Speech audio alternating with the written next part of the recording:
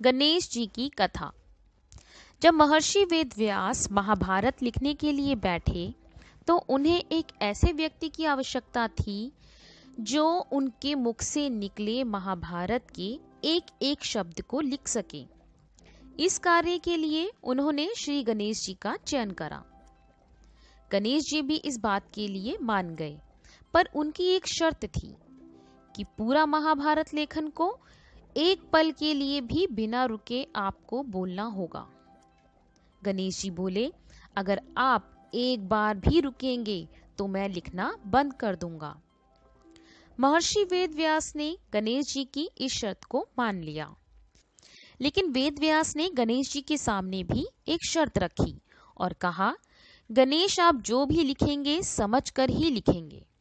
गणेश जी भी उनकी शर्त मान गए।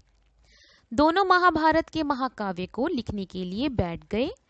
वेदव्यास जी काव्य को अपने मुंह से बोलने लगे और गणेश जी समझ समझ कर जल्दी जल्दी लिखने लगे। कुछ देर लिखने के बाद अचानक से गणेश जी की कलम टूट गई। कलम महर्षि जी के बोलने की तेजी को संभाल ना सकी।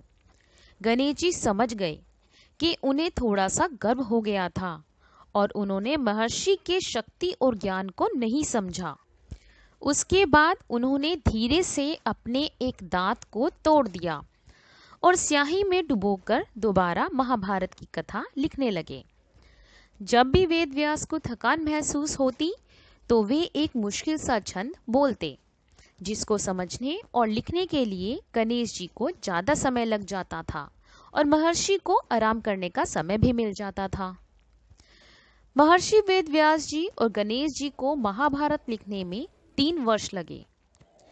इस तरह से दोनों ने मिलकर एक महाकाव्य की रचना की। तभी से गणेश जी को एक दंत के नाम से पूजा जाता है।